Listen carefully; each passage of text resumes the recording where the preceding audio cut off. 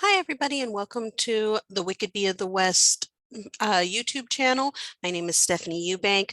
I am the owner of the consulting firm of Wicked Bee of the West Consulting.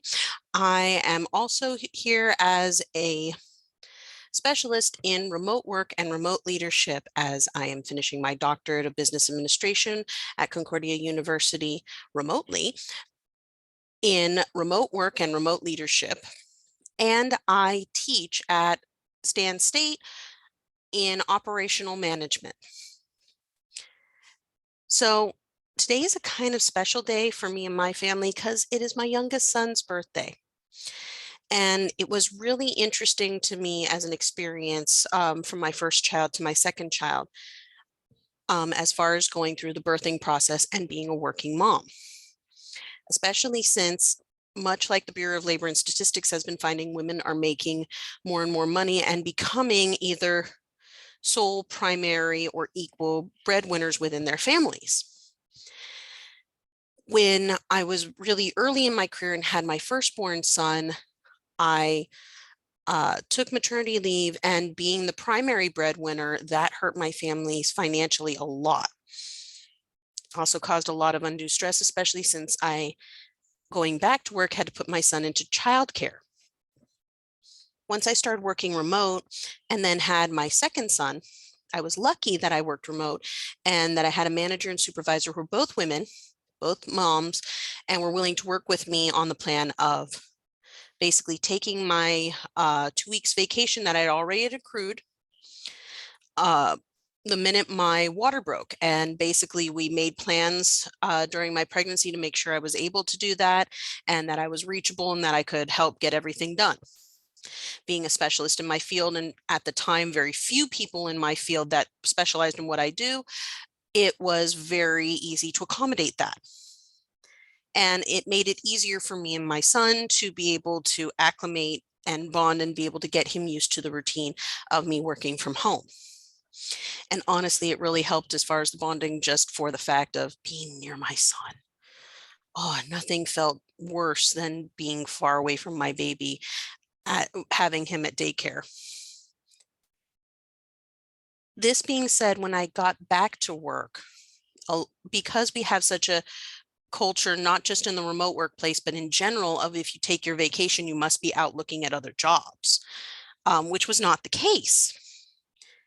And I got a lot of people who were reaching out to me thinking that I had quit or I was out looking at other jobs, and had to explain, no, I took the time off to have a baby because that was more financially doable for me and my family at that time. I had those in leadership. I won't disclose who or how far up in leadership.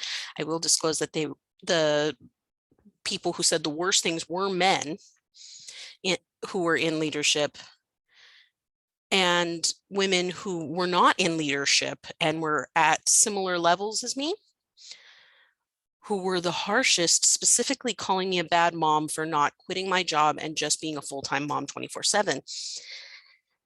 And I understand that remote work is a new paradigm to most, where I've been doing remote work going on 12 years now. But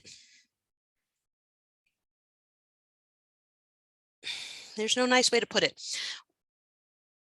Remote work is a tool to help support families in general. And I understand not everybody's used to it, and many people subscribe to more traditional household planning, but most of us can't afford it. We live in a society, especially right now as we're moving towards another recession, where a single person income is not sufficient to raise a family. You have a dual income family predominantly in the US, and especially where women are starting to catch up and become the primary breadwinners, having maternity leave that doesn't financially support us enough, or policies in place, is not a good way to support your workforce. And I can go on about, well, there's policies and whatnot that organizations can put in place, but have shown that they do not want to. And I have strong feelings from my vantage point on why that hurts your workforce.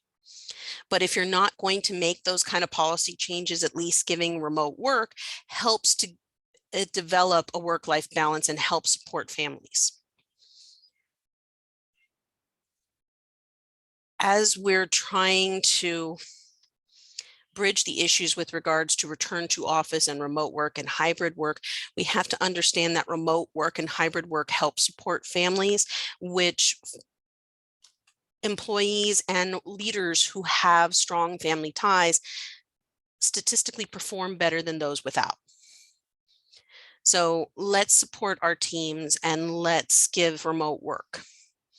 Let's also be better understanding that working doesn't make you a bad parent.